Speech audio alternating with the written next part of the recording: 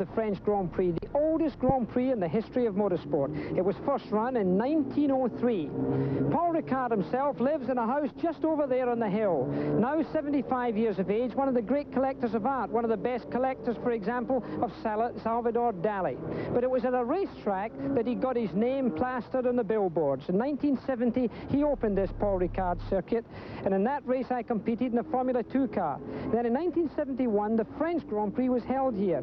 I was lucky enough to win it. Things have changed a lot since 1971. In those days, Helen sat on the pit wall with a stopwatch, timing all the cars on one watch. Quite an art. The pit managers, the team managers, and the drivers' wives all did that. Nowadays, those wives have almost become redundant. They're obsolete. Why? Because modern technology has arrived. Computers have come in, microchip technology. And a company called Longines and another called Olivetti have come in with new technology that automatically lists and times all of the cars. Let's have a look and see what that new technology has brought to Grand Prix racing.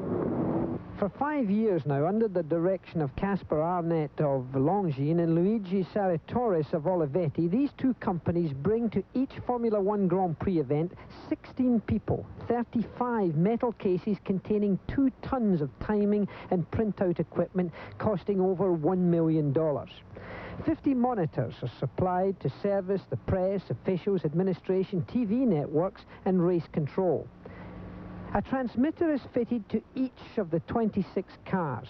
As the car crosses the start-finishing line, it triggers off its own frequency by passing over and through the induction strip and timing beam. This message is then processed in the control tower and fed to 3 channels on the TV monitors. The first channel supplies each car's individual lap time. The second channel gives the classification of the first 18 cars. The third channel lists the remaining 8 cars and provides the running time of each practice, qualifying session, or the race. Each team is responsible for transporting their own 4 monitors to each Grand Prix. 1 monitor is committed to each driver so that he can be kept fully informed about the field's progress. In qualifying, radio contact and pit boards can even be used to pass lap time information from the trackside monitor on pit lane directly to the driver as he attempts to secure a grid position. So this very sophisticated electronic world of Olivetti and Longines have indeed made obsolete and redundant the wives and girlfriends who in the past did all the timing. We'll be back with more after this. This pre-race report is being brought to you by Ford and your Ford dealer. Have you driven a Ford lately?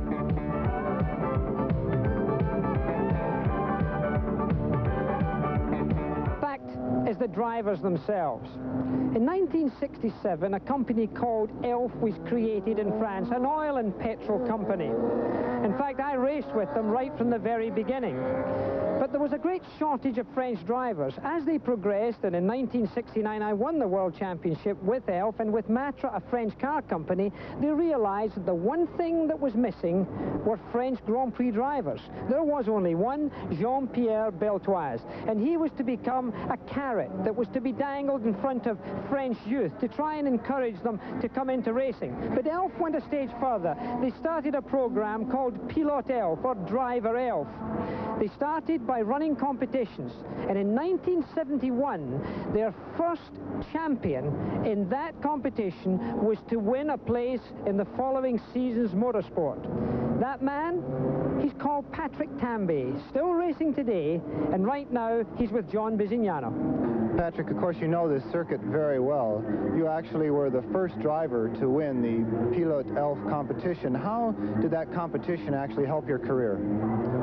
Well, it was the start of everything. I came down here, that was in summer 71, to learn how to drive one of those single-seaters. I just wanted to have the feel of what it was like to be sitting right close to the ground with the wheels on the outside, the helmet, open air, and that was very exciting.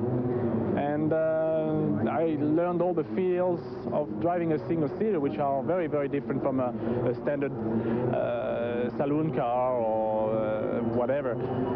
And it turned out to be the best student of that season, and I had to drop my studies in the States and was sponsored by ELF to do the whole full season, and got involved after the first year of racing, and another one, and here I am. Do you think you would have ever gotten to Formula One without winning that competition? Well, I would certainly not have started racing. I didn't feel that I had I didn't come to the school with the ideas of becoming a race driver. I came there to learn how to drive one of those cars that were appealing to me. You know, it was exciting to see what it was like, and that's how I started. From then on, I had to learn the craft, and I tried to learn the mechanics and tried to learn the technique of racing, which I had no ideas of before. Part of the students, I think, come in with that idea in mind, and the other part comes with the idea of becoming professional racing drivers. But at that point, I didn't really know, and that I had the potential to actually become a Grand Prix driver. Simon Delatour is the managing director of the Winfield School here at Circuit Paul Ricard. Simon, you've been in business here for about 14 years, I believe. That's right. I've been here since 1973 when the Winfield operation took over. At that time, in 73, it actually started as an ELF-sponsored school, but Winfield School was also at Magny-Cours, France, and you brought your expertise to this circuit. That's right. Winfield's operated in Magny-Cours since 63, and when the school was offered to us in 73, we were happy to come down and work with Renault and ELF here at Ricard. You've had many famous graduates come out of this school. What is your philosophy from taking someone who wants to be a quick, safe racing car driver into a proficient person who can do those things? The most important thing is to help a person know their own limits. If they're good, with the way that our course is conceived, we'll take them through to the top quite quickly. If they don't have any real talent, they'll find out early enough and not waste their money. So you can actually recognize that fairly early on if someone has potential to become even a Formula One driver? Yes, we teach pupils to drive single-seaters from the very first lesson. A single-seater is a fairly unforgiving car to drive, which means if somebody has a problem, we'll notice it immediately, and if the problem doesn't appear to be getting solved, we'll also know it. Well, that all sounds like somewhat of an exclusive French operation, but actually it's an international school taking students from all over the world. An American, Ron Emick, has actually won the competition ELF this year. Ron, how does someone from Sacramento become the Pilote ELF champion? Well, I had a friend that went through the school over here, the Winfield Driving School, and he came back to America, and he told me that he could have won, but he just didn't put enough into it. He said, you can't give it 100%, you got to give it 110%. So I just put that in my head and looked at many pictures of Alain Prost and just, tried to think like Alain did when he came to the final. And I came over here, and I just concentrated as hard as I can, put 110% into it, and I came off winning the final. Well, there must be a little bit of talent there also. Ron, what about the competition? It's very tough competition in Europe, especially for someone who hasn't seen any of the circuits and so forth. Right, all the circuits I've run on, they're all new to me, every circuit in France. And the competition is really tough. I mean, you got to be on top of things all the time, because if you can't get the car set up quick enough, you're just not going to be in the money. In such a competitive situation, it's important to have a final goal. What are your final goals in motorsports? What I hope to do is to work up through the formulas and progress into Formula One. And what I hope to do is to be able to have the chance to come back to Circuit Paul Ricard when I am in Formula One and come off winning the French Grand Prix. Thank you, John. I'd like to think there's going to be a few young Grand Prix drivers from the Americas in the very near future. Now, there are, in fact, 4 racing drivers, 4 alumni, if you like, from those racing schools of France in this Grand Prix. And there's a song that says, be true to your school. And that's certainly true of Jacques Lafitte, because he wears identification until this day around his helmet, identifying which school he went to. And those alumni, Alain Prost, René Arnoux, Patrick Tambay, and Jacques Lafitte. We wish them well in the 72nd running of the French Grand Prix. This pre-race report has been brought to you by Ford and your Ford dealer. Have you driven a Ford lately? Welcome back to this weekend of the French Grand Prix here at the Paul Ricard circuit in the south of France. Just recently, the governing body of motorsport announced that this, in fact, would be the permanent home of the French Grand Prix, the oldest Grand Prix in the history of motorsport. Started, as I said earlier, at 1903. I've won 3 French Grand Prix, one of them here at the Paul Ricard circuit. Working with me this weekend is John Bisignano, and John, we're halfway through now the World Championship Series, and it's pretty wide open.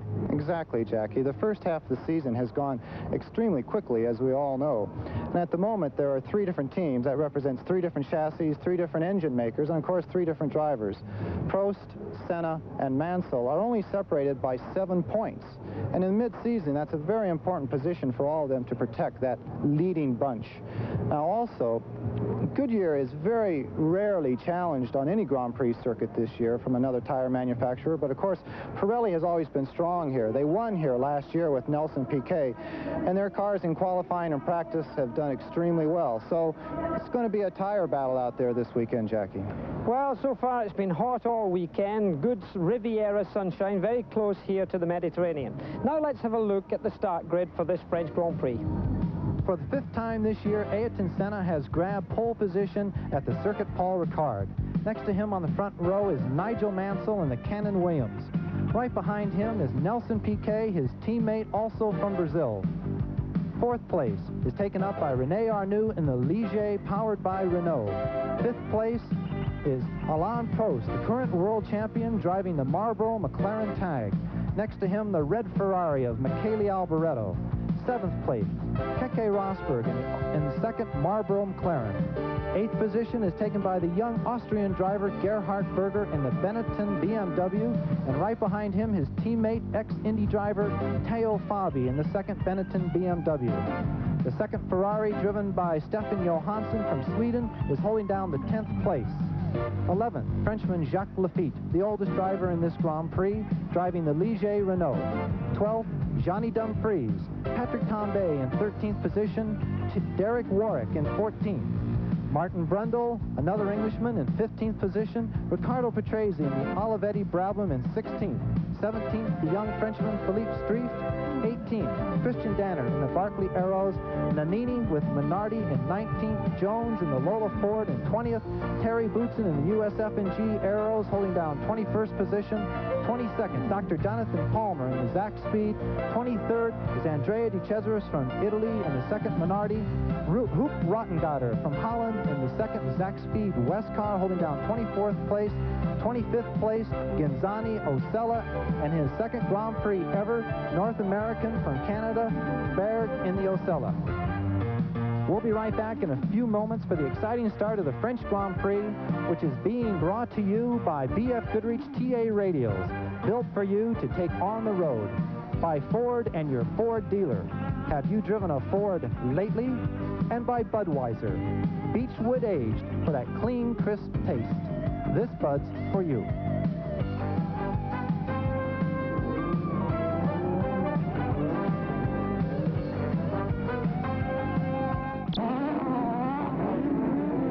Unfortunately had a technical mishap here with the feed from France to the United States, so we're not able to bring you the commentary that we would like to of the early laps of this event. But let's recognize at the start of this race there's been a little bit of trouble in the morning warm-up. Right away there's 2 cars. One of Berger has been in trouble, and Danner in fact is driving the backup car, and also Berger has come in after the warm-up lap and changed cars also, so that's trouble. The main problem, however, was at the starting grid itself. Michele Alboreto, with just seconds to go, suddenly raised his hands. Before the red light came on, in fact, he raised his hands to say that his engine had stalled. Now, this normally means the start would be delayed because the race drivers behind Alboreto simply cannot see from their very low-slung positions in the race cars. They cannot see past the aerofoils and the rear wings of those cars to see Alboreto sitting stationary. Now, that's the type of accident that occurred at the beginning of the Canadian Grand Prix a few years ago when Pironi's car stalled on the front row of the grid and was struck from behind, taking the life of a driver. Michele Alboreto, nobody hit him. They weaved around him and he got through that situation without an accident. But in my view, perhaps it would have been more appropriate for the starter to hold up that start just to be able to allow safety to come into play. One of the USF&G Barclay Arrows also stalled on the grid. That was a problem at the beginning of the race, but everyone managed to get through that first corner, which we thought was going to be a major problem because it was really congested there, John. Everyone was into heavy braking down from their acceleration up to well over 100 miles an hour, but unlike the previous Grand Prix, such as in Belgium and so forth, everyone was very cautious, some of them going through there at 3 abreast, and Nigel Mansell came out of the corner first and led very well down the straightaway with actually near on a 2-second lead by the completion of the first lap.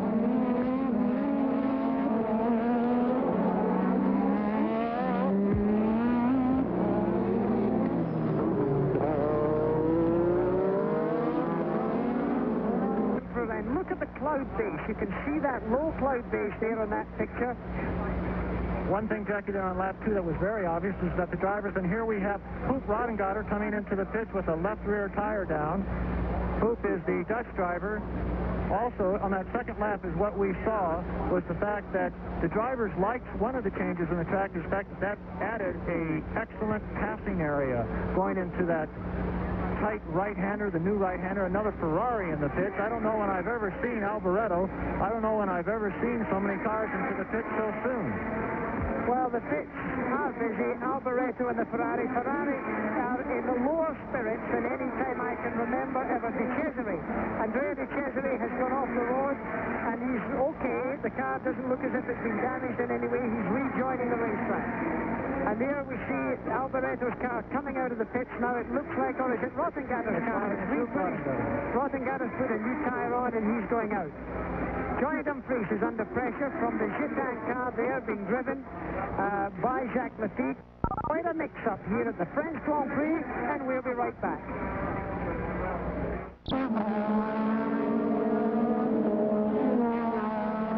And Ayrton Senna's gone right off the road on the left-hand side of the road. He's on the loose stop. The car's going sideways. He's trying to recontrol the car, but he's heading straight for the fences. He's crashed right through the gas link. Oh, the chain link fence. He's gone right into the tires. Quite a serious bang for him. The car, he seems, I think, to be okay, but that was quite a serious situation. He's certainly out of the race. There's no way that he's going to get back in. That car is severely damaged. So Ayrton Senna, the pole sitter, the man who thought could be winning this French Grand Prix, certainly isn't going to win it today. And you know, Jackie, what's ironic about that is Ayrton Senna had his worst accident at this circuit last year, going through the catch fencing and hitting the tire wall at well near on 200 miles an hour. And we talked to him after 2 weeks after that accident, and he said it was one of the most terrifying experiences of his life. He did not recover from it for several weeks, both physically and mentally, and now he's gone and almost executed the exact same maneuver. Well, there is Nigel Mansell from England, from Birmingham, in the Midlands of England, where all of the cars of the British motor industry in the years gone by were produced. He's leading this French Grand Prix. Remy Arnaud is second. Gerhard Berger is third. Alain Prost is fourth, and being closely followed by Keke Rosberg. And there's Ayrton Senna walking back, helmet in hand, limping slightly, I would say. No, I think he's all right.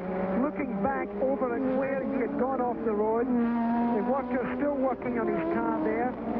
Michele Alboreto, the Ferrari car number 27, has been in the pits, had his engine stall on the start grid, as you recall, and is now accelerating away. And there you see Mansell coming up behind Derek Warwick, who has also been in the pits. He's, of course, now a back marker. He's about to be lapped. Hopefully will move over as the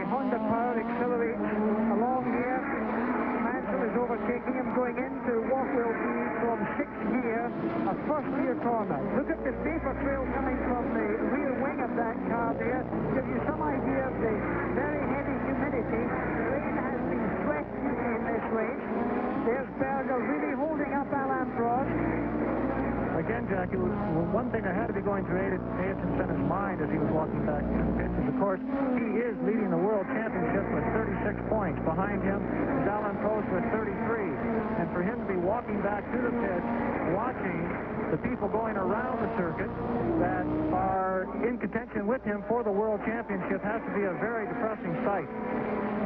Well, certainly the World Championship must be very much in his mind. And this high shot of the Paul Ricard circuit, the south of France. Look at that mist there. Look at that cloud that you're looking at. Well, the other thing is that scene shows so well is you do not need to really adjust your TV set. The dirt is painted blue here. They put down 4.5 tons of paint around this circuit. The local government said what they wanted to show the world was a Grand Prix on a ribbon in between French blue, and they've certainly done it with 4.5 tons of blue French paint. Well, this is a great battle. Gerhard Berger in the Benetton car, closely followed by the two Marlboro McLarens, one the leader car. Look at the vapor trail coming off Alain Prost's car there. Keke Rosberg shadowing him.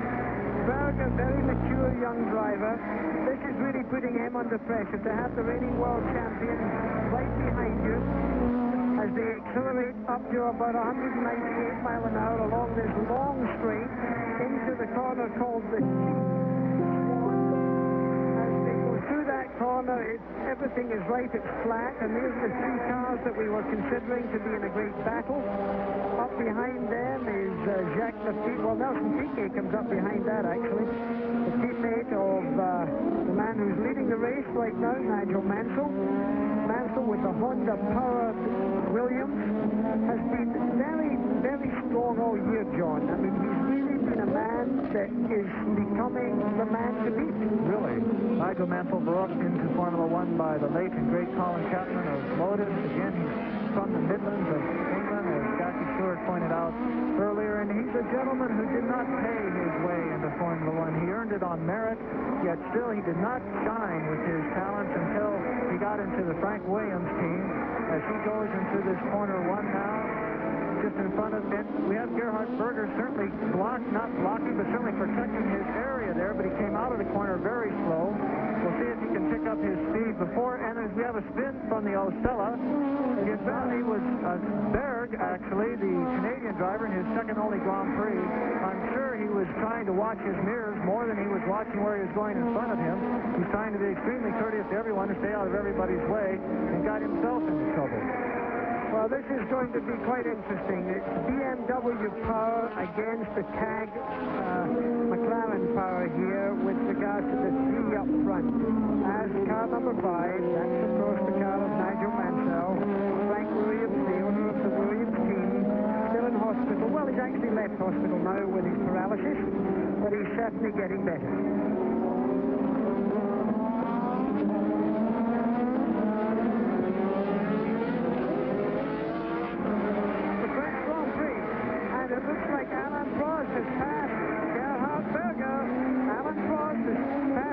Rosberg is now stopping him. So we've had a change in the leaderboard. So Alain Prost now takes himself into third place. And we'll be right back.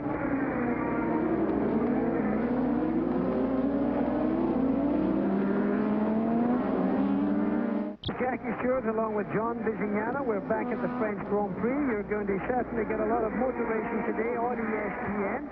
Later today, live, as a matter of fact, at 2 p.m. Eastern, 11 a.m. Pacific time, you're going to have the CART Cleveland Budweiser Grand Prix on ESPN. Last year, the winner was Al Unser Jr. He won at a record speed of 124 mile an hour average. Indy winner Bobby Rahal, he sat in the pole position last year.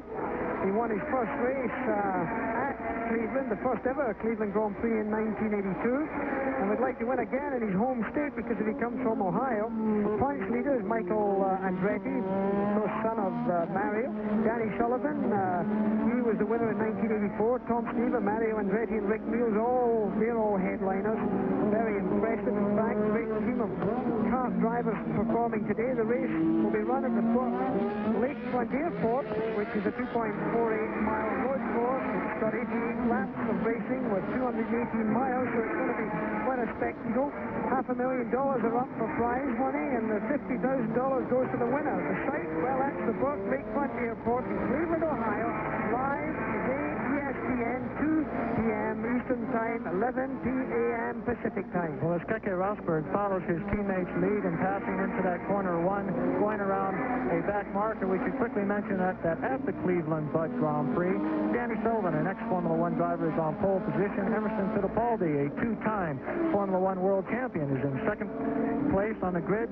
Mike Andretti, son of Mario, as Jackie mentioned, is on third on the grid. Al Unser Jr. fourth.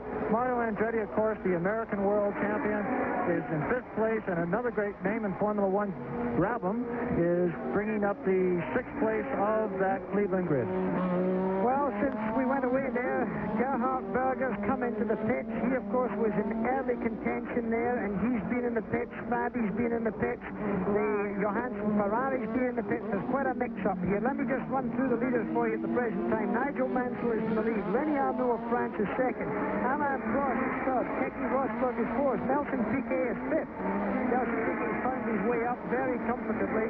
Piquet is a man we've got to look out for. This race is never finished until the checkered flag, and Piquet is a type of person that you would expect to really creep up.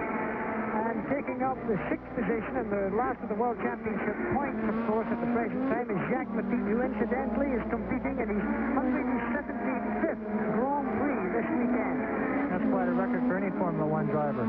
Very quickly, as this group is moving towards the front and the McLarens have their sights set on the number 1 and number 2 positions, we should mention that it was Keke Rosberg and Alain Prost that had the two fastest times in morning warm-up. Now, morning warm-up does not have anything to do with qualifying, but it's the first time that the cars run sincerely in a race setup trim. Again, technically, Marlboro McLaren team has always concentrated on a race setup rather than a qualifying setup. And I believe you're going to see these two Marlboro McLaren cars pushing their way further and further towards the leaders. And remember that in the morning warm-up, it was Rosberg and Prost that took the two first positions. Well, Nigel Mansell's posted the fastest lap so far, a 111.751, which is 118-mile-an-hour average. That's quite interesting for him to be able to do that. He did it on lap 3, which is quite early in the race. But there you can see that Alain Prost is really tightening up on René Arnoux. René Arnoux, of course, also a Frenchman driving for Guy Ligier. He used to play rugby for the national squad, the French rugby team. René Arnoux driving the blue and white Ligier with the Renault engine. He's on Pirelli tires, and of course the first and third drivers are on Goodyear tires, so of course the tire battle, and it looked like René really chopped him off there. It looked like Alan was trying to get through on the inside of the big corner, one of the fastest, most difficult and demanding corners in the entire Grand Prix circuit. But Mansell is certainly not drawing away from these two, and I think you can see any time now Alain Prost will manage to get through.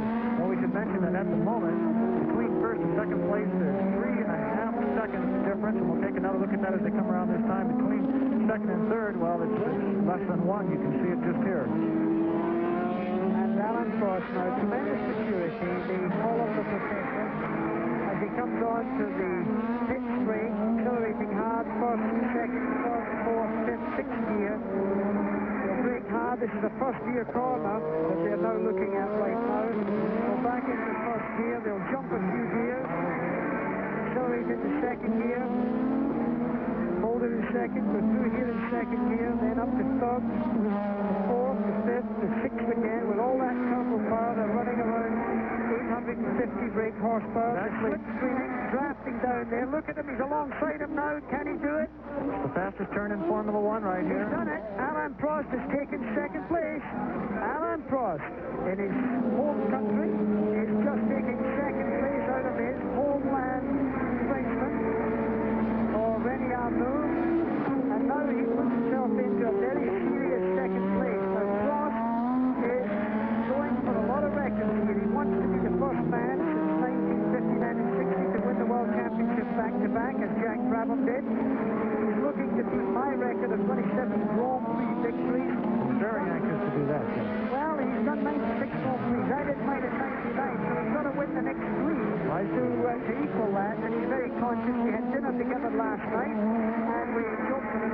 it. So he would like to win this race, and I actually chose him to win the race. I saw that you chose him right after I wrote down my picks. That's absolutely true. One thing we should mention here is that Nigel Mansell actually crashed last year and did not make this race. So again, leading is a little bit even more sweet because of that particular situation 12 months ago. And as they came by last time, there was 5.5 seconds between Mansell and Prost. That long, beautiful straightaway. You can see where the paint stops at the top of your picture. That's the old circuit. So even though it looks extremely long now, you can imagine what another 500 yards must have been like coming down that long, long back straight. This race is going to be one of tires. There will be pit stops. It depends who's quiet at tires. Alan Prost is one of the masters at going faster without using his tires. And we'll be right back after this commercial message.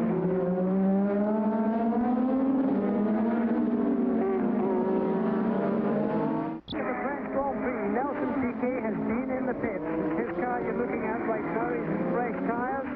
He came in to the pits, got a very quick pit change, wheel change done in just over 8 seconds, which is indeed a very fast time. He stayed out at the Detroit Grand Prix for rather a long time before coming in to change tires, and it might have cost him valuable seconds. As it happened, he crashed in that Grand Prix, but maybe his tire situation was somewhat to blame because I think he was trying to rush it too much after having been in the pits for tires because he had stayed out too long. Now look at how close Alain Prost is getting to Nigel Mansell. He's really closing up. This is developing into a great battle. And of course pit stops are going to come into this in a very big way. So which crew does it slickest, does it best, does it surest? Because all they need to do is not get one thread right on that nut when it goes on, and it can be a very costly stop indeed. You mentioned that Nelson Piquet was actually in 4th position when he came in for that pit stop, and it's really cost him the upper front of the points so far this season. He hasn't been able to secure the points that he and his team have wanted him to, but certainly one of the most calculated. And there we had a little bit of a problem with one of the Olivetti Brabhams there, again under braking, trying to let the Lotus through. But Nelson Piquet on fresh rubber will have the advantage of that new compound working, gripping onto this French Grand Prix surface, and he'll be working his way up through the grid and hopefully back. So he's already back in 5th place. So with an 8-second pit stop, you can see that he may have an advantage of being on new rubber and back in 5th place. Well, we're on lap 24 as we look down now at those two men battling, and you can see already there's been a few pit stops for tires. That would suggest to me that we could well be in a position where 2 tire changes might be necessary.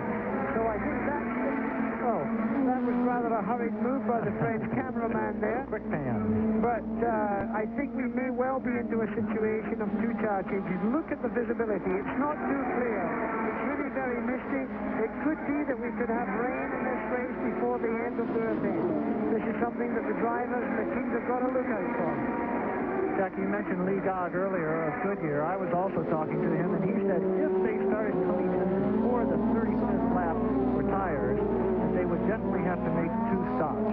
So here we are, only nowhere near the 35th lap, and we've had several tire changes by both Pirelli teams and Goodyear teams. So as you said, a tire war is certainly going on out there, and this man here, Alain Prost, is one of the smoothest and least tire wearers. And we have the leader in the pits. Nigel Mansell ducked into the pits very quickly. He's coming down the pit lane. It looks like well over 100 miles an hour. His pit is at the end of the pit lane. Trying to get a camera on that. There's the pit camera. It looks like somewhat of a routine tire stop. A little bit slow there. Nigel's waving his arms down. 7.98 seconds. Another very quick Williams pit stop. Anything under 10 is extremely reasonable, but he certainly, what we're going to have to see is how much time he lost on the out of the lead. Where is Alain Prost now? Well, he did that very well. He's got out in front of Jacques Lafitte, who was in 4th position. So, in fact, he's lost his lead, but he still gets himself into 3rd place, which is pretty impressive. Now we see the Marlboro McLarens are in 1st and 2nd position. Pretty impressive. The Professor, Alain Prost, world champion last year, trying for his 2nd world championship this year. Keke Rosberg is in 2nd position. The young Finn, he's been world champion once with would like to do a little better than he's been doing this year. As Prost really climbs all over there. That was Alan Berg who passed, the young Canadian, finding his feet at Grand Prix racing. Not easy to come in. Straight out of the formula that he's been driving in up in Canada. As Alan Prost there for stock. Stefan Streff, is it? It's, yes, Philip Streff. Philip Streff, who is just trying to find the way past. And he will get turbo power in. Jack Lafitte comes round. Lafitte is in fourth position. Coming up on all those back markers, again, it gives Keke Rosberg a chance to try and catch his own teammate. There's always a great amount of rivalry amongst all racing car drivers, but for sure, within a team, the pride of being number one or quickest driver within a team, the competition is even more strong. So Keke Rosberg has not had the season that Alain Prost has had so far this year, and he is determined to try and race Alain whenever he can, and within the McLaren rules of that team, he is allowed to race pretty much wide open whenever the two get together. Certainly, Rosberg does want to make himself felt in that team. He was bought for very big dollars. So far this year, he has been a little bit slower than Alain Prost in practice and in each race. Let's have a rundown now as we see Alain Prost in first position. Keke Rosberg is in second position. And you see the Ferrari back in the pits, incidentally. They made a pit stop. The Ferrari have now been in the pits a couple of times, which is no great fun for them. Ferrari spirits are very low at the present time, and I don't see today going to change that significantly. They really have not been able to produce any recent performances for quite a while. So let's have a look at that leaderboard as I had started to run down it. Alain Prost, reigning world champion in first position. Keke Rosberg and the other Marlboro McLaren is in second position. Nigel Mansell, driving the Honda engine Williams, is in third position. Jacques Lafitte is in the pits right now. On the lap before that was in fourth position. Nelson Piquet was fifth. Remy Arnoux was sixth. Johnny de Vries in the JPS Lotus up to seventh. And Patrick Tambay in the Ford-powered Lola of the Carl Haas Racing Team is in eighth position. As Jacques Lafitte rejoins the race. Lafitte, the Frenchman, 43 years of age, is the oldest driver in Grand Prix racing right now, 42 years of age. I'm not being fair to him. And look at Alain Prost as he comes along there and passes Arnoux. One of the Olivetti Brabhams actually he passed, and now he's got in behind Martin Brundle, who incidentally yesterday in the Data General car had a fire. His brakes seized on, would not come off. Got so hot that the carbon fiber discs actually caught fire, and the car had to be put out by extinguisher. Now, you can see the fastest lap being put up by Nigel Mansell. That's interesting. He's really stepping on it now and trying to catch up lost ground. Nigel Mansell still in third position as Alain Prost continues to lead, has not stopped for any tires. He has not been in the pits. And we'll be right back.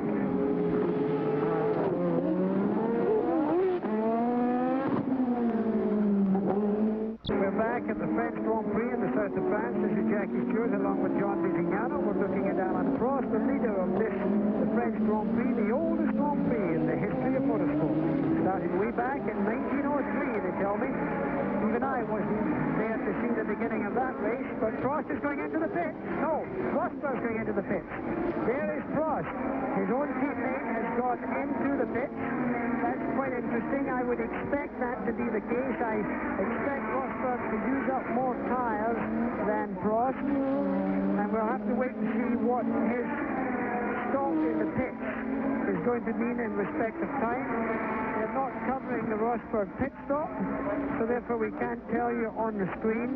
He has left the pit, so we have not a picture of that. We don't know what time was recorded. As his own teammate continues to thunder around the track. I think we need to mention here, Jackie, with a little bit of shaky camera work here and there, that these are not ESPN cameras. This is the French national feed, who actually do quite a good job, although we wish they could have covered that particular pit stop for us. Well, they're laughing. Nigel Mansell has got the fastest lap. He did in lap 27, a speed of 1 minute 11 seconds. Incidentally, in comparison to the pole position time set by Ayrton Senna, which was 1 minute 6.5 seconds, gives you some indication how much slower these cars are going with full tanks, etc. As Jonathan Palmer very courteously moves over and allows Alain Prost through. I think we should mention that Berger, who did so well in the opening laps in qualifying here at Circuit Paul Ricard, is out of the race with gearbox problems. That's very unfortunate for the Benetton team. Benetton have been showing great competitiveness over these last few months, and Berger has certainly been showing himself to be a great force to be reckoned with. So our leaderboard right now, as we look up, is Alain Prost, Nigel Mansell, Nelson Piquet's got himself back into third position, Keke Rosberg in fourth, René Arnoux has got himself up into fifth position, which is pretty impressive. Keep in mind that he went into the pits very early indeed, and I expect that will be something that we'll see again in the not-too-distant future. In sixth position, up into the World Championship point standing, comes Patrick Tambay, driving the Ford turbocharged engine. It's still a fresh young team. They're still finding their way, and he's got himself up to sixth position now with that American-entered Haas Lola team. The gentlemen who are no longer competing in this French Grand Prix are Genzani, Senna, which went out in the accident. We had a little bit of a brake lock and going wide there. I think you might see him coming in for tires very quickly if that's the way the car is handling. Jones with the other Ford Power car is also out. Cesaris is out. Here we have the replay. Coming into absolutely normal braking, actually. He has no pressure going on from behind him. No one's trying to squeak by, but he certainly locks up the rears there. Gets into that paint, and the car almost starts to rotate on him, but he certainly collects it up well and continues on. Berger is out, Fabi, Nannini, and Stefan Johansson in the Ferrari. Quite a bit of retirement early on in the French Grand Prix. Well, it's warm here, but it's not warm enough to introduce the sort of attrition that I would expect. If it had been a lot hotter, I could see more trouble, but certainly it's pretty ideal racing conditions now. Some people say it's a very good day for motor racing, but it's cool, there's a little breeze, and I just hope the rain stays away. Jackie, Nigel Mansell has set 2 track records here in the last 10 laps. He is now 12.2 seconds behind Prost. Leaderboard is Prost, Mansell, Piquet, Rosberg, Arnoux, and Latifi. A great number of Frenchmen actually up there. We have 3 out of the first 6 are French drivers. 2 of them are in a completely French team with Renault engine and Guy Ligier managing the Ligier team. At the moment, the French must be very proud people. They must be proud of the French Grand Prix and their competitors. Well, the little frog. They call him the little frog. I don't want to receive letters from the French community. He's genuinely loved as the little frog, Alain Prost.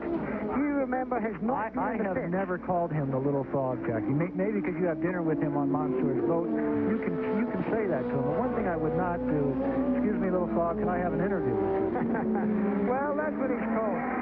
To me, he is the little frog, and he's definitely driving better than any little frog I've known before right now.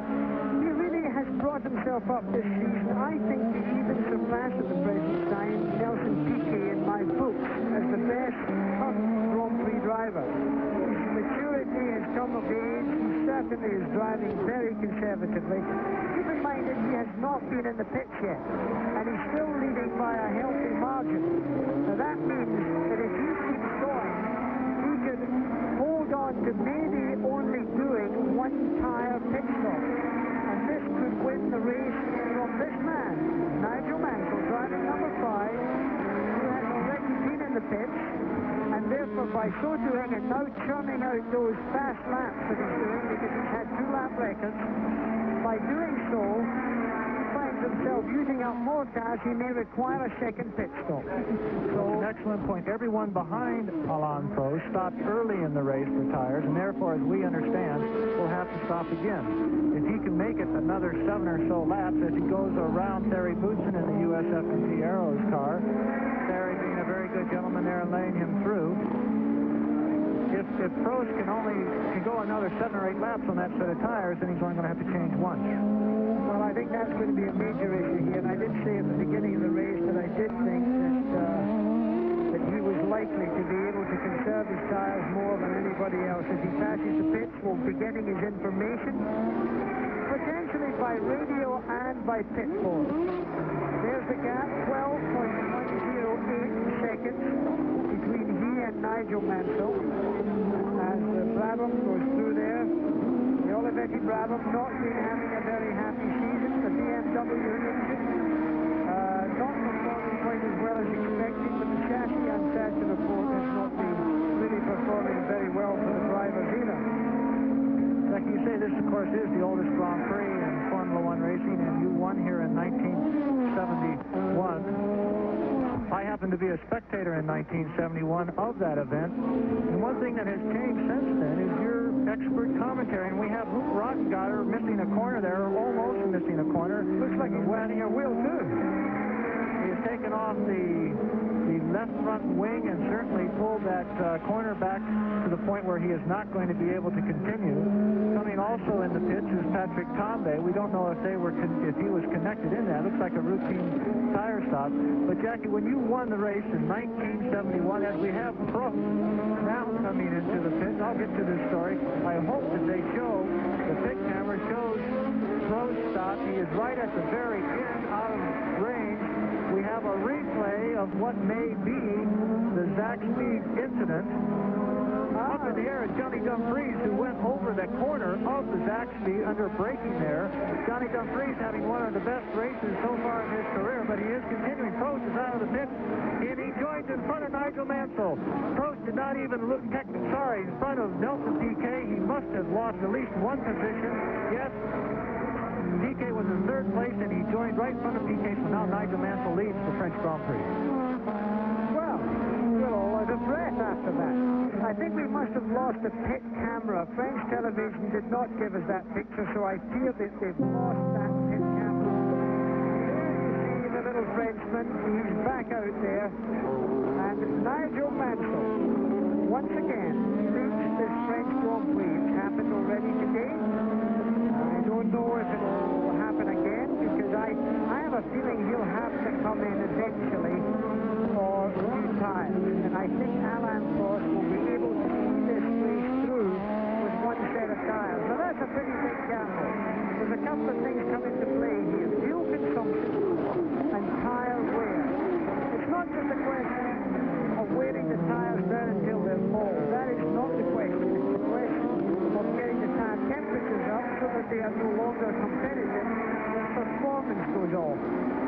Therefore, we're going to see a little bit of battling going on here. Alain Prost, Keke Rosberg's behind him, incidentally. And there you see a little bit of pressure coming from Nelson Piquet. So Prost has got himself back into second place. That was pretty smart. He's done that quite nicely. So Piquet now is third, and of course Piquet has also been in the pits for tires. Now, fresh tires always go a little bit faster. When you've got cold tires on, the initial performance is considerably better. So Alain Prost is now on a little bit of a high at the moment, car and tire-wise, because everything will be working a little dandy for him, whereas Piquet's tires will already have got quite hot, as of course will Mansell. So it'll be quite interesting to see what occurs here. Well, as Nigel Mansell comes along the pit straight and attempts to pass one of the back markers, we'll be back at the French Grand Prix after this message.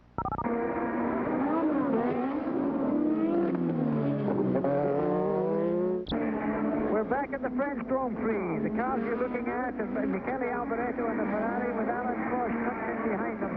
These two had a coming together last night at the end of the qualifying.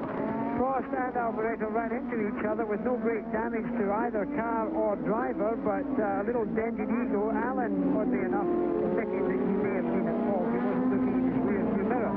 Alboreto, it was rather a situation like we're looking at right now, as a matter of fact. And Alain Prost is trying to get round this Ferrari because he doesn't want Nigel Mansell to get too far away from him. Nigel Mansell's about 16 seconds ahead in the lead. So Mansell leads in lap 40, halfway through this 80-lap French Grand Prix. So this is developing into quite a battle, even though there's a gap between the leader and the second place. Incidentally, I hope you'll all be joining us here on ESPN for Auto Racing 86. Championship event is going to be held at Brands Hatch. That's the British Grand Prix next weekend, Sunday, July 13th, as usual at 10 a.m. Eastern and 7 a.m. Pacific time. Remember, Brands Hatch, a great place to see motor racing, very exciting indeed. And here the battle continues. Alain Prost seems to have cooled things down a little bit.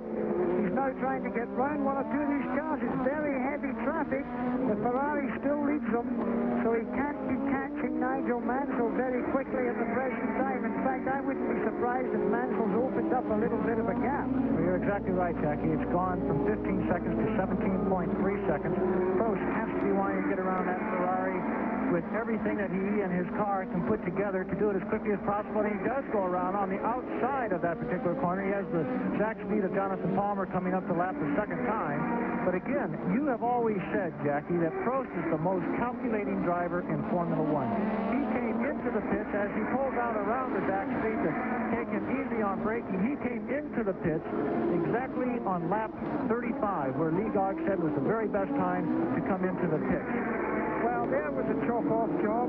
Nelson Piquet tried to take Jonathan Palmer. Jonathan thought it was only Alain Prost behind him, moved over, and then did not see Piquet come alongside. So that could have been a serious situation for Nelson Piquet. Now, of course, Nelson Piquet pulls out, as also does Keke Rosberg.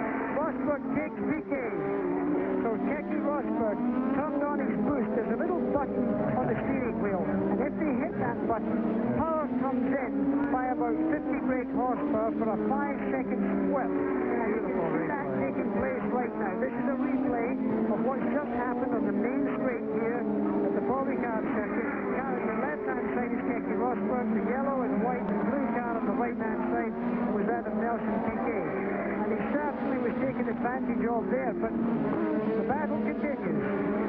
Jackie, one other thing is going down that long straightaway when Palmer did give Piquet that little chop, it certainly hurt Piquet's exit out of the corner, and something that determines your speed all the way down, especially along fast straightaway, is how clean and smooth your exit is. But actually, Piquet is now catching his teammate Alain Prost. Well, that's very interesting. Of course, this, you know, is a battle for second and third place, and fourth place, because Piquet is absolutely right on the job here. Do you think there's any chance that the McLaren team may have put a harder tire onto Prost's car for the second half of this race to make sure it would go the difference? Every one of the Goodyear cars started with C's. Is there any chance they could have put B's on Prost, because he doesn't seem to be shining the second half of the race after the pit stop as well as he was doing in the first part of the race? I rather think that Alain Prost is now driving with his head. I think he's pacing himself for fuel consumption. It's not that I fear that he's going to run out of fuel, but keep in mind that he can run with more boost towards the end of the race when he might need it, if he's got fuel enough left in his tank. If he uses all his fuel up at this stage by using lots of boost and therefore going faster, it's less fuel in his tank when he might most need it towards the end of the Grand Prix.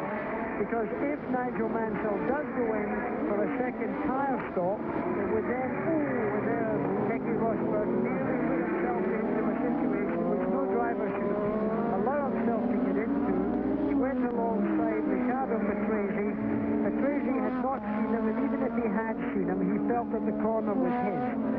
Keke overtakes right now on the main straight. And here you see this replay.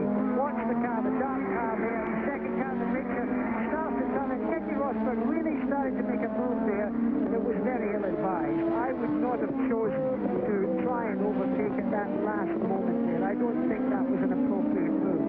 So, the Marlboro McLaren cars of Alain Prost and Keke Rosberg sit in second and third position. Nigel Mansell continues to lead this French Grand Prix, and we'll be back.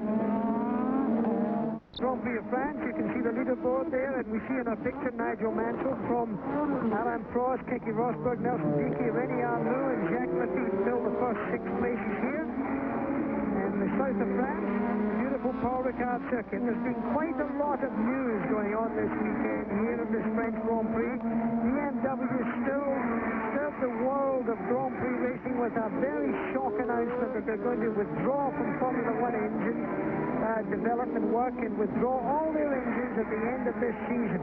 John Bisingham Designano had the opportunity of speaking to Peter Flor of BMW about this mammoth decision and what it's going to do for Grand Prix racing. Peter Flor, Managing Director of BMW Motorsports. We were all shocked to hear earlier this week that BMW is going to withdraw from Formula One. What's the exact situation? The exact situation is that we have analyzed our engagement in Formula One after the winning of the World Championship in '83. We found out that our success in '84, '85, and also in the first half of '86 was not very substantial. We analyzed that, found out that it would be more advisable to have a higher engagement in Formula One, that you could control the total concept, not just supplying engines.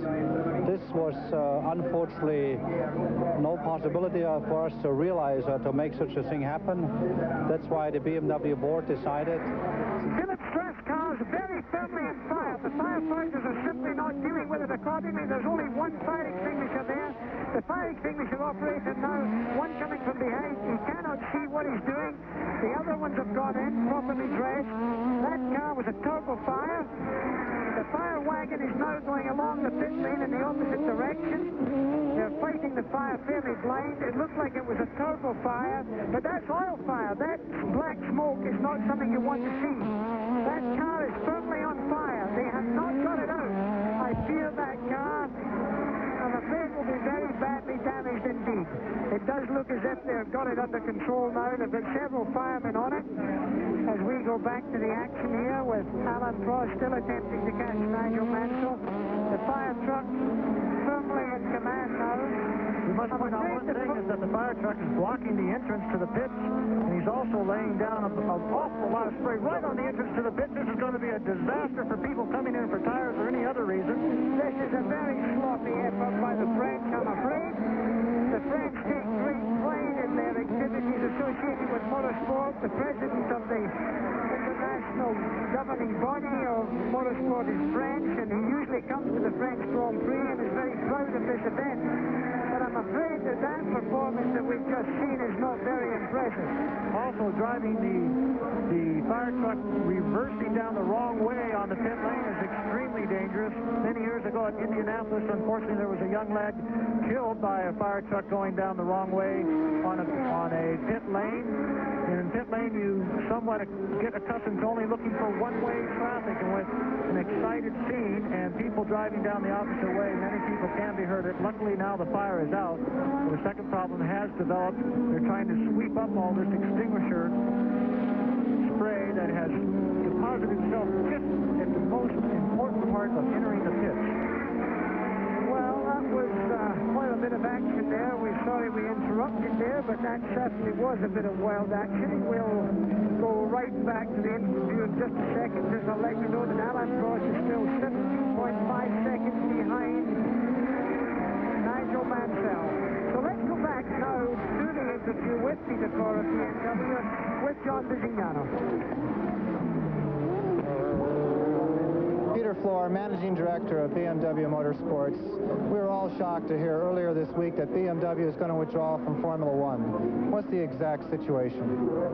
The exact situation is that we have analyzed our engagement in Formula One after the winning of the World Championship. Yes, we will withdraw from Formula One, but we will, of course, will stay in motorsports. We will enter our Group A activities in the touring sedan very extensively with the M3 with about 300 race horsepower, and with the M6 with about 450 race horsepower. Now, two things come to mind. Number one, there's 6 cars in this paddock that rely on your motors. You're very loyal to your teams.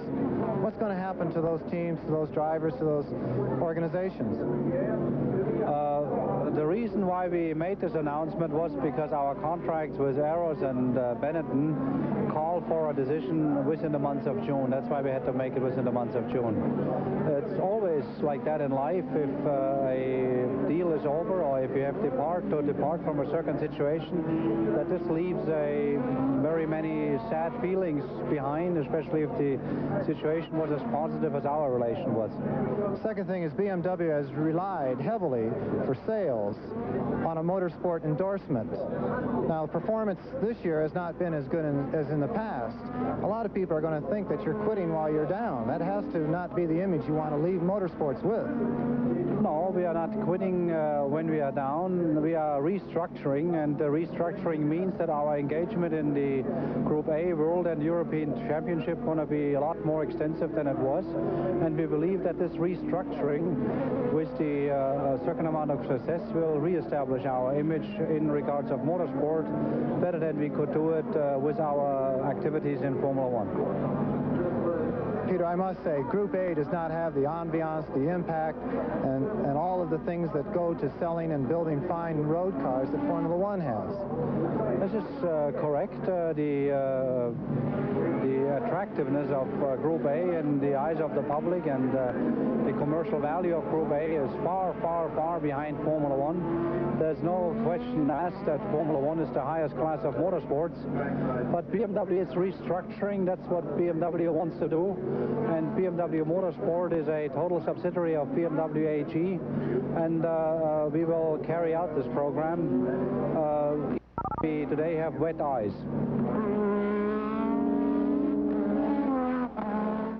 The engine program is for 1987. We'll all miss BMW. They've been a healthy contributor over these last few years, but let's hope they might change a decision on that. The leaders are in lap 50, just completed 50 laps. Let me go through the lead, the top 10. Nigel Mansell. Alain Prost is second. Keke Rosberg is third. Benny Arnoux is fourth. Jacques Lafitte is fifth. Alboreto is sixth. Patrick Tambay is seventh. Martin Brundle eighth. Patrese is ninth. And Johnny De Vries from Scotland is making up the top 10. Another thing we should point out is that both Alboreto and PK now have their second set of race rubber. They've come into the pits during that feature, and they are on the rubber that they certainly hope they're going to finish this French Grand Prix with. So with the leaders, we have Nigel Mansell leading the race, and hopefully he will be coming into the pits fairly soon for his second set of race rubber. Prost, we think, can go the distance without a second stop. Rosberg has not had his second set, and PK, who is fourth, now has the second set of race rubber, which he certainly can finish up with for the rest of the remaining 30 laps. Well, Nigel Mansell still has a healthy lead here. He's 15.2 seconds in hand. That would not be enough time to come in for a pit stop. Although, and he's coming in. He's in for a pit stop. Nigel Mansell is on his way. Now, keep in mind it'll be about an 8.5 to 9 second pit stop, but the exit and the entry is very important time-wise, and we don't have any timing on this. Yes, it is. It's coming up right now. 6 seconds, 7 seconds, 8 seconds, 9, well, 9.36 seconds, but keep in mind he's got to get away out as fast as he can. Will he be able to do it?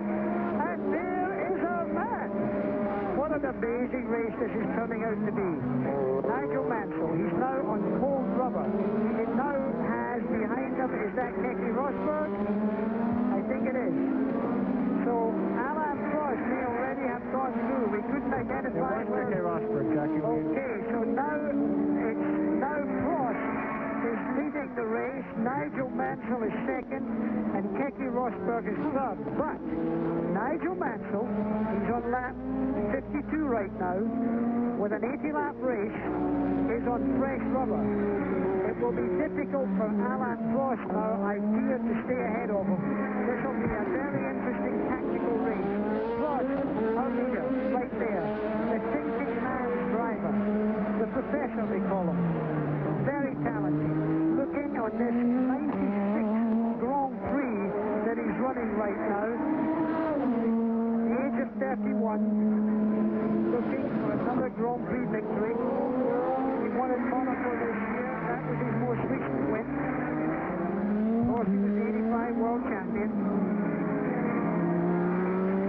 We have French Grand Prix, of course, he won it in 1984. What we have is 9 seconds between Prost and Mansell. So the question is, Alain Prost was driving conservatively when he came out with his second set of race rubber. This is the Lotus team looking very happy about something in there. Bob Dance with the earphones on. Kenny, the American tire man working for American Airlines, all standing on an umbrella. I don't think it's raining if they're in the pits, but still, Alain Prost driving somewhat conservatively, hoping to make this race on one pit stop. Nigel Mansell said records after his first pit stop and went out there and got up to a 22-second lead over Prost, trying to gain as much distance between him and Prost before he went into the pit for his second set of tires. Now he's come out of the pit in a 9-second stop on fresh rubber.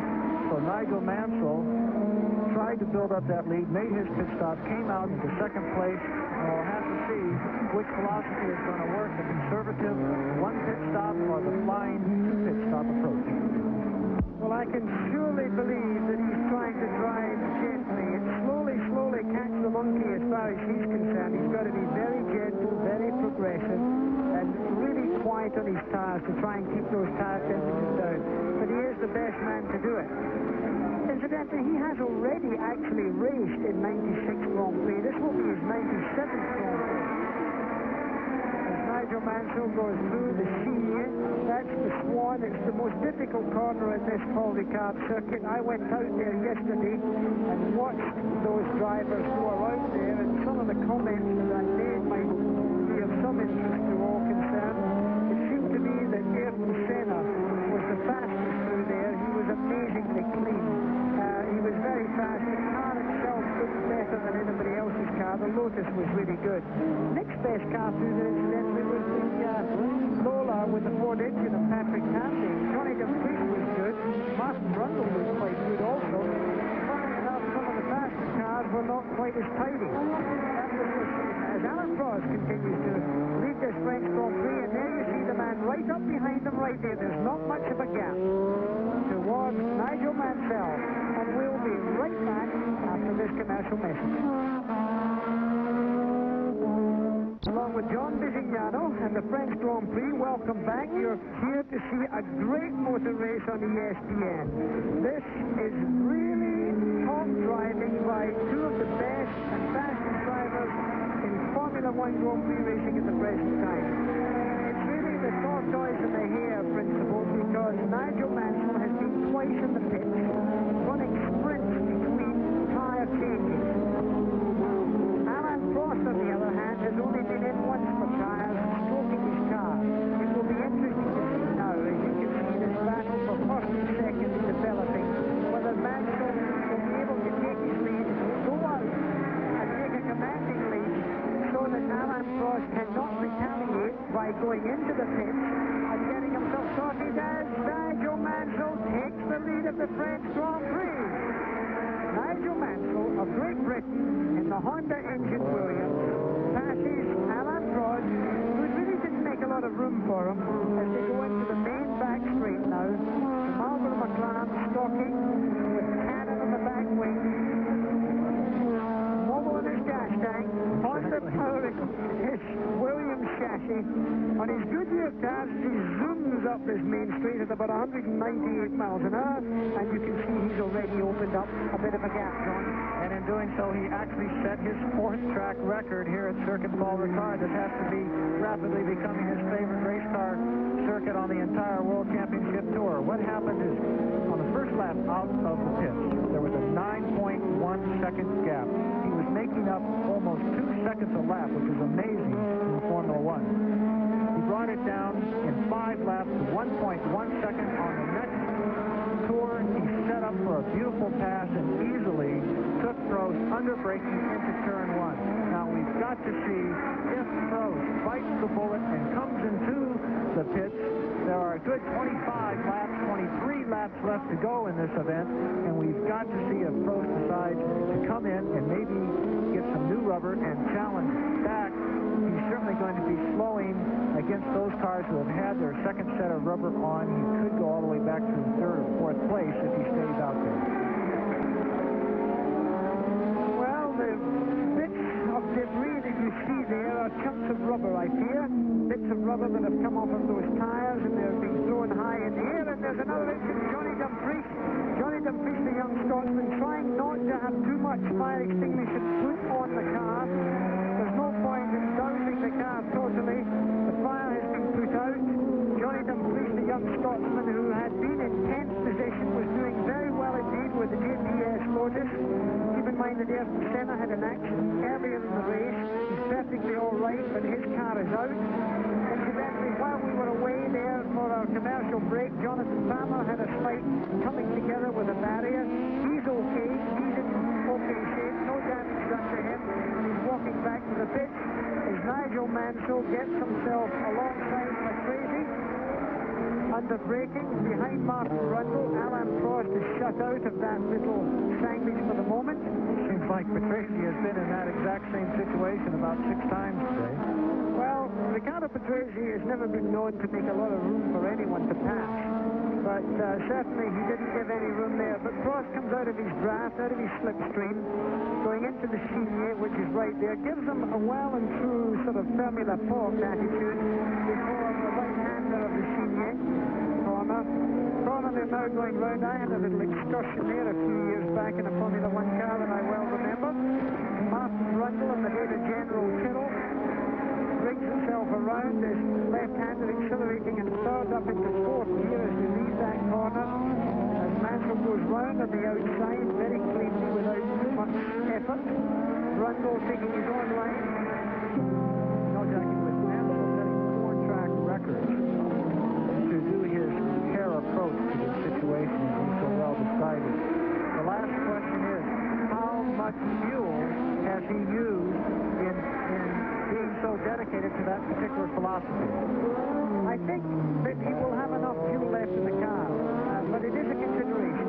You will find that the Japanese have got a very sophisticated information service which comes through as the car is going around the track, giving the actual fuel consumption around the racetrack at all times. So that information is being fed back to Nigel Mansell on a two-way radio. Not only is Nigel Mansell getting information from his pit board, but he's also getting it through his headset. And if he's got any serious fuel problems, they'll be giving him plenty warning on that. I rather suspect that he's got enough fuel in there. The sparks, incidentally, that you saw coming very obviously from Nigel Mansell's car doesn't mean any great danger to him or his motor car. It's just that there's one or two quite severe bumps on this relatively billiard table surface track, and they've set the car so low on the ground that when it does hit a bump, the titanium skid plates are molded underneath the car to protect the composite carbon fiber that these cars are made of. To protect that, of course, sets up a great spark. I think we should take a moment to mention the individuals out of the French Grand Prix. Again, we just saw Johnny Dumfries, actually the Earl of Dumfries, out. He's the most recent retirement. The Senna was one of the early retirements going into the tire wall quite heavily. Gonzani, Berger, Streif, Jones in the Ford Power cars, Alan Berg, the Canadian driver, Nannini, De Cesaris, Stefan Johansson having a miserable weekend with the Ferrari.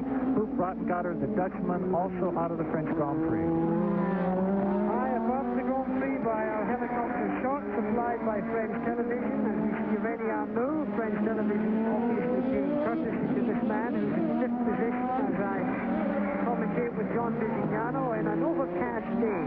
Still very warm temperatures, very humid. Track here at the Ricard circuit, shot following the tragic accident of Elliot Angelis here while testing some weeks back, and shot by this corner that you see Arnold going through right now. Going on to the main straight.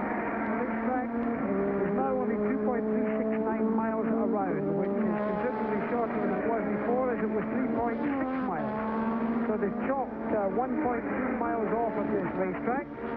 As the race continues, they're on their 62nd lap, and we'll be right back after this. We come back to the French Grand Prix as Patrick Tandy in a replay locks up his brakes. There's the brakes locking up. You can see it's the back brakes that are locking, no smoke off the front, and he overshoots the corner just by the pitch to allow Alain Prost to have a clear view of the corner. So the Ford-powered unit Haas-entered car from the United States had a little braking trouble there with the young Frenchman, Patrick Tandy, who was a great skier before he became a racing driver, skied for his country, France. Also the University of Colorado. Yes, well, he went to school, as you say, in the United States, a lover of America. As we go back to our leader, Nigel Mansell leading the 72nd running of the French Grand Prix as the sun is beginning to come out. The light is changing clouds are slowly disappearing. There are now shadows on these cars, although the humidity is still high. You can see the vapor trails. You can see the man in second place, Alain Prost right there. Keke Rosberg is third. Nelson Piquet is fourth. Remy Arnoux is fifth. And Jacques Lafitte, his teammate in the Ligier team, is taking up sixth position.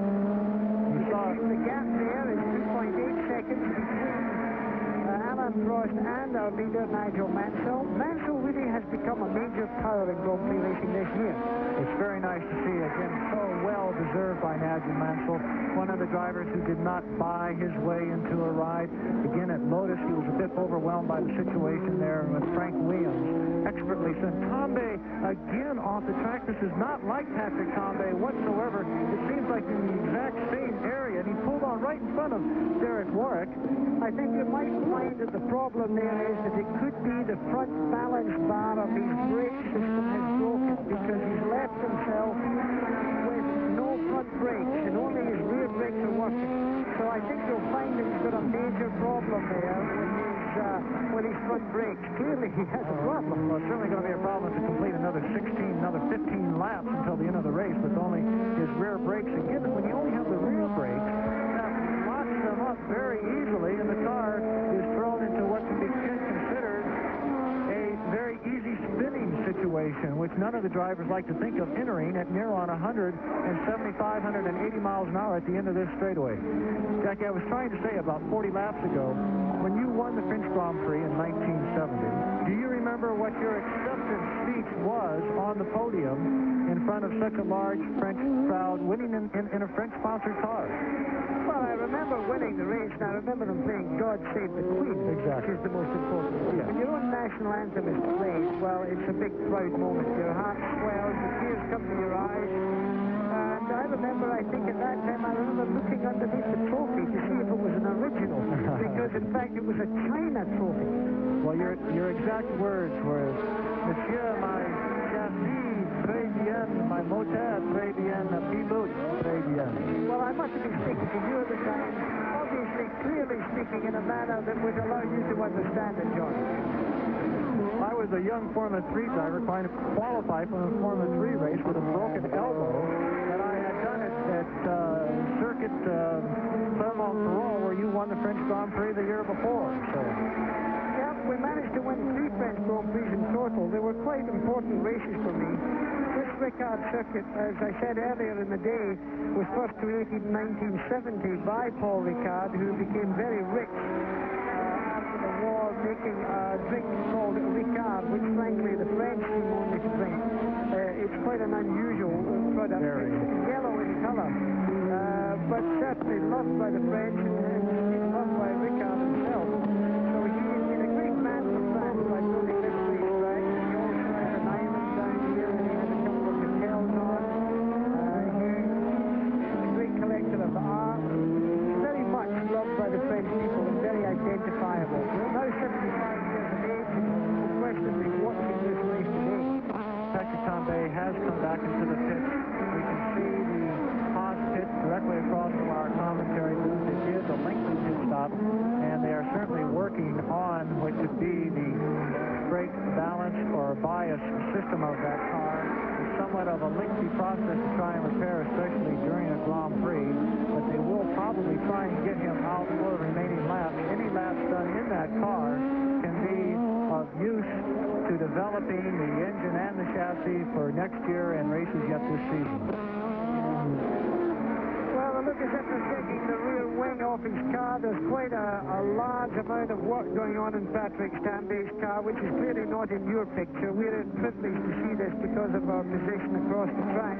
So it looks like there's a bit of work being done. It rather looks to me that the office has been closed in that particular pit right now for Tambay. In fact, they're pushing the car away. So Patrick Tambay has stepped out of his car. The American entry of Patrick Tambay with the Ford power plant in it has had some sort of chassis problem, probably connected with the brake system, but the car is being removed. Our latest calculations say 2.8 seconds between Nigel Mansell and the current world champion Alain Prost. Behind him, Prost's teammate Keke Rosberg from Finland, a monumental 22 seconds behind. So I cannot see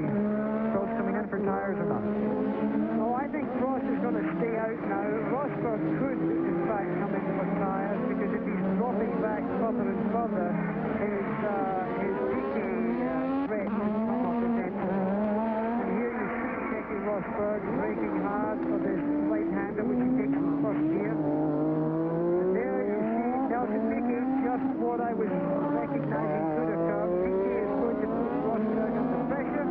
Keep in mind that Piquet has been in for tires twice.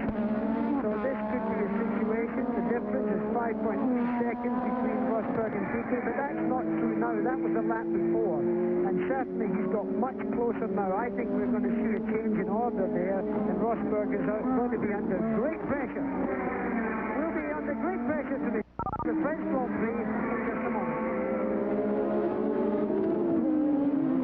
Now that you're looking at right now is a Marlboro McLaren. It's being driven by one Keke Rosberg. And he is under pressure from this man in your picture, Nelson Piquet. That gap is narrowed, and this is the battle for second and third place. You're going to see quite a lot of action coming up in this race, so don't go away. This is no foregone conclusion, this. We've got Nigel Mansell leading the race. We've got Alan Prost in second place. Third place is the car. Second in your picture right now, or first in your picture, is Keke Rosberg. Closely followed by Nelson Piquet. This is developing into something. For you addicts of motor racing, of course, you'll be able to stay tuned to ESPN later on today for the Car Cleveland Budweiser Grand Prix that takes place at 2 p.m. Eastern Time, 11 a.m. Pacific. That's going to be live today on ESPN as we continue our coverage here of the French Grand Prix. The sun is out, and look at the pressure right now for Keke Rosberg as he comes under braking with Piquet clearly stalking him. Now, Piquet is very experienced. He's won 2 world championships, Nelson Piquet has, 33 years of age. The Brazilian living in Monte Carlo. He knows where to go here. He won the French Grand Prix in 1985. He is the defending champion of this particular race. He's been in for tires twice. Rosberg has only been in for tires once. He went in earlier than his teammate Alan Prost. So I could see, I think, a change of order coming up very quickly. Something we should also point out is that this is not only battling for a position in this race, it's battling for a position in the World Championship. Piquet with 19 points as he does go through under braking around Keke Rosberg. Again with Patrese in the scene. I think maybe Bernie Eccleston has trying to do a very good job for his Olivetti sponsors. Here we have the replay. Beautiful setup coming in under the brakes. Keke doesn't really give him any great challenge on this situation. Keke sort of felt it was certainly a foregone conclusion under that rapid catching process that Piquet was faster. As I was saying, Piquet, 19 points, Keke Rosberg, 14 points in the World Championship. That's respectively 4th place for Nelson and 5th place for Rosberg. So, again, even though they're racing further down the field, championship points that these people are going at. Well, 3rd place is a very healthy position to be in any Grand Prix. Patrese now being stopped by Nelson Piquet. I just thought for a while there that Patrese has only just been looping around that one slow corner. He's always to be in our picture. As we approach that same corner now, Nelson Piquet is in 6th gear. And his 6-speed gearbox is now decelerating. He's going to drop it into 1st gear as he gets Patrese well and truly. Doesn't give him any chance to retaliate. He knows the man. Accelerating into 2nd gear now, holding in 2nd gear, accelerating in 2nd, up to 3rd, up to 4th, up to 5th. Up to 6th gear, closing up in the fastest car in this race, certainly the fastest engine of the present. Piquet doing about 198 miles an hour as he goes into the seam, the Swan right-hand bend. He takes that almost flat, never comes off the floorboard, goes into the next corner in 5th gear, now down to 4th gear. Now he's gone and dropped it into 3rd gear for this one. Accelerating in 3rd gear now, staying in 3rd gear. Down into 2nd gear for this, into 3rd gear. This is into 4th gear now, into 5th gear. As he goes through the right hand, then he attacks the left hander, he goes down to 4th, to 3rd, then into 2nd gear, and then finally he gets into 1st gear once again. That's a complete lap for Nelson Piquet. He's got about 28 gear changes per lap. So he's got to have his mind on what he's doing. And now Keke Rosberg comes alongside Riccardo Patrese in the very low gravel. You can see the difference in height between the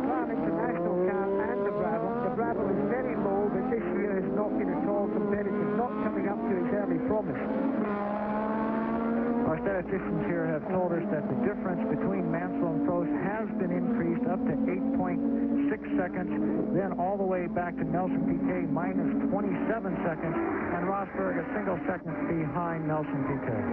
Alan Prost, I would dare to say, has chosen to be satisfied with second place. He'll pick up 6 World Championship points in this his 97th Grand Prix, and I don't think he wants to push it any further, and I think he'll be very happy to get 6 championship points. That would suit him very well, because keep in mind that Ayrton Senna, leading the World Championship before this event, had an accident every part of the race, not injured, but well and truly out of the race and clearly out of World Championship points. Speaking of points, if it does finish in this particular routine that we've seen for the last few laps, it would give 45 points to the Britishman, Nigel Mansell, and 39 points to Alain Prost.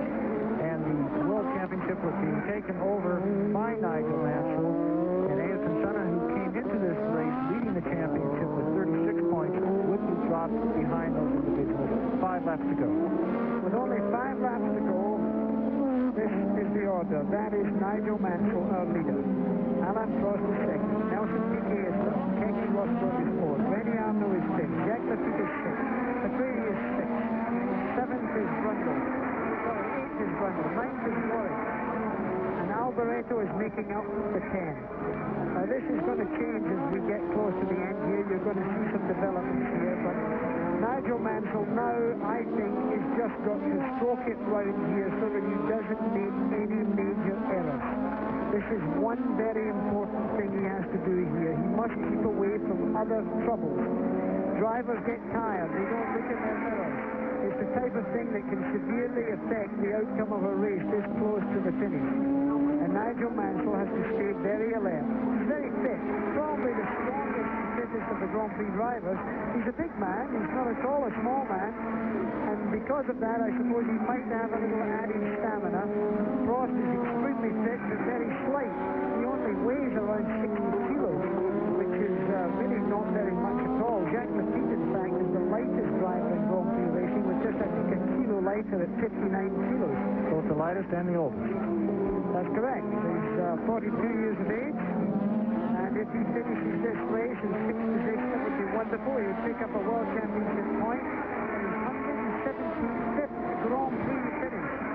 Only Graham Hill has done more, and that will be equaled by Lafitte if he competes in the British Grand Prix, which we will, of course, be carrying on ESPN next Sunday from Brands Hatch. More motor racing from your Motor Racing Network. Nigel Mansell lives on the Isle of Man, up in the North Atlantic. He's going for his master's degree in aviation, so he certainly understands the aerodynamics of these Formula One racers, and they rely on that very heavily. Has 2 children, a lovely wife who will be at the British Grand Prix with the entire family. He runs his own motorhome for the British Grand Prix just for all of his relatives and family. Well, we continue to look at our motor racing, but of course we have other sports in ESPN, as you well know. We're going to have ESPN special golf presentation, the 1986 British Open, the first round on Thursday the 17th of July at 9 a.m. Eastern Time, 6 a.m. Pacific. That'll be live. The second round, that's the Friday, will be on July 18th at 9 a.m. also in Eastern Time and 6 a.m. Pacific. And that, of course, is wonderful Turnberry in Scotland, my country, in the west coast of Scotland. Turnberry is very beautiful, very tough course. The wind blows there, it will be pretty sensational.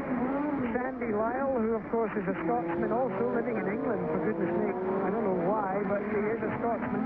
He, of course, is a defending champion. And Payne Stewart, incidentally, was runner-up last year. And of course, this is the third leg of golf's Grand Slam. So we'll be able to look at that if we pay attention to ESPN, as Alain Prost weaves his way around in second position on this Paul Ricard circuit in the beautiful south of France. We're up high, about 1,100 feet above sea level, near a village called Le Castellet. There's an airstrip where everyone's jets arrive and depart from for the race. The helicopters are here to ferry their people back and forward to the coastline.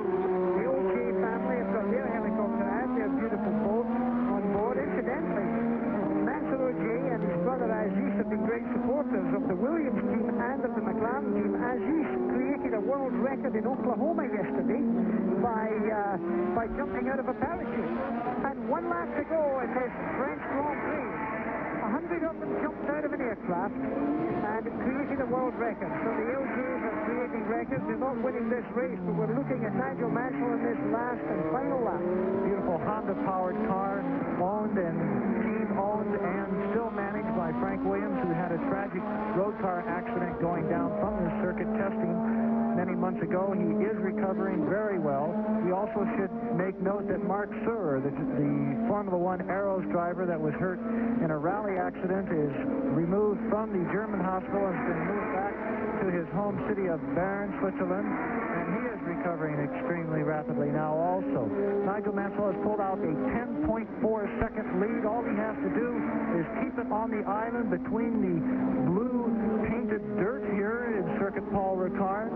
This is one of the most tedious and strenuous parts of a Grand Prix for any driver. He's looking for anything to go wrong.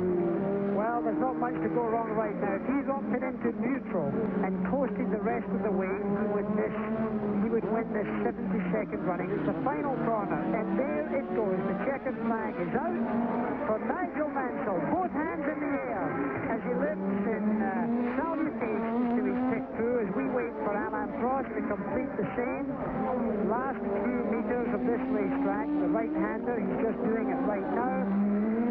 Accelerating in first gear, second gear, and he is a tired young man, and I rather think his car is too. That's Martin Brundle, who's just pulled off with his Data General Tyrrell, and now we're waiting for the third car to finish here, and that be Nelson Piquet, again in the Williams, so they do well in the Constructors' Championship here, as he crosses the line along with one of the Ligier cars. So the final order, as we see them coming through here, there's Keke Rosberg. Rosberg brings himself into 4th position. So we've had the first 4 through. René Arnoux is 1 lap behind, so he's finished. Jacques Lafitte is in 6th position. There you see one of the Ligiers coming through. That is Arnoux, who takes 5th. 6th is Jacques Lafitte. 7th is Riccardo Patrese. 8th is Michele Alboreto. 9th is Derek Warwick. 10th is Martin Brundle, who's already crossed the line. He's 3 laps behind, incidentally. And Christian Danner with the USF&G Aero car, who was driving the backup car, did very well indeed to finish 11th. So the French Grand Prix brings itself to an end. We'll be back, of course, with much more in just a moment.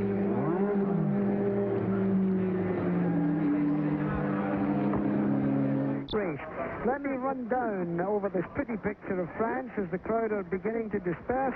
The top 10 in this 72nd running of the French Grand Prix.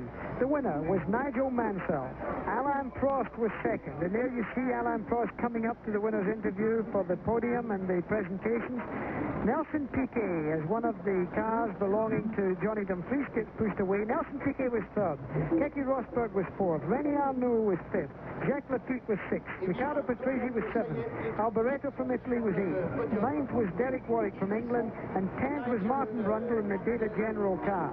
Now let me just run through the World Championship standings. Alain Prost takes the lead at 39 points. Nigel Mansell is second as the national anthem is played with 38 points. Ayrton Senna picked up no points at 36 he had before the beginning of this race. Nelson Piquet is 23 points. Rosberg is 17. Jacques Lafitte is in 6th position with 14 points. René Arnoux 8 points with 7. And in 8th position, Stefan Johansson with 7 points only. Nigel Mansell, winner of the French Grand Prix. What a happy man. Look at that. From Birmingham in England, his eyes hurting and smarting, taking deep breaths. God save the Queen being played. Nelson Piquet, up to the same state, tired, not matted in perspiration as he sometimes is. And of course the little Frenchman beside him, Alain Prost. The Constructors' World Championship, I might point out, the Williams team have taken the lead with 61 points. McLaren are in second place with 56 points. Lotus, 36 points, quite a gap there. Ligier, 22 points. Ferrari have only got 13 points this year. Benetton have 8 points, and Tyrrell have only 2 points. That's the first 7 in the Constructors' World Championship. John Vigignano, a very exciting race, lots of incidents and good racing. Very technical race. My thought at the end of this race, we're halfway through the season, and it's the Williams team that is certainly showing their power here, finishing first and third. Nigel Mansell goes to the British Grand Prix, which will be shown here on ESPN next Sunday. The British Grand Prix is where he won his first Grand Prix ever last year. He has to be going there with more confidence than he has ever entered any Grand Prix competition in his life. Nigel Mansell in the Honda-powered Williams is going to be the man to beat, and what a great thing, because they hope that Frank Williams is going to be actually at that circuit. Well, I'm rather hoping that Frank Williams will be there. We're going to come back with more coverage of this French Grand Prix after this commercial message.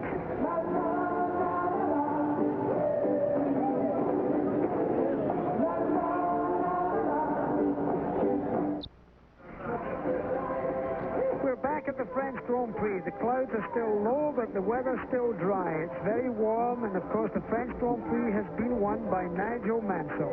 A great motor race, something that I think we all enjoyed. I hope you enjoyed it watching back home in the United States of America there. Keep in mind there's a lot more racing to come today. We've got the Cleveland Budweiser Grand Prix. It's just coming up live on ESPN. It'll be, of course, on at 2 p.m. Eastern and 11 a.m. Pacific time. And then, of course, next week we'll all be at Brands Hatch in Great Britain for the British Grand Prix. That takes place, of course, again on ESPN, 10 a.m. Eastern time, 7 a.m. Pacific time. Brands Hatch in England. One of the great races in the calendar year. It's one that we all look forward to. Great crowd go there for the 3-day happening. Well, I hope you've enjoyed this coverage, supplied, of course, by French television. Some of the shots could have slightly been improved upon, but we did our best for you. This French Grand Prix has been brought to you by BF Goodrich TA radios, built for you to take on the road, by Fram, Bendix, and Autolite, which are all quality products of Allied Automotive, and by Ford and your Ford dealer. Have you driven a Ford lately? Well, this is Jackie Stewart along with John Vigignano saying a very nice goodbye from the south of France.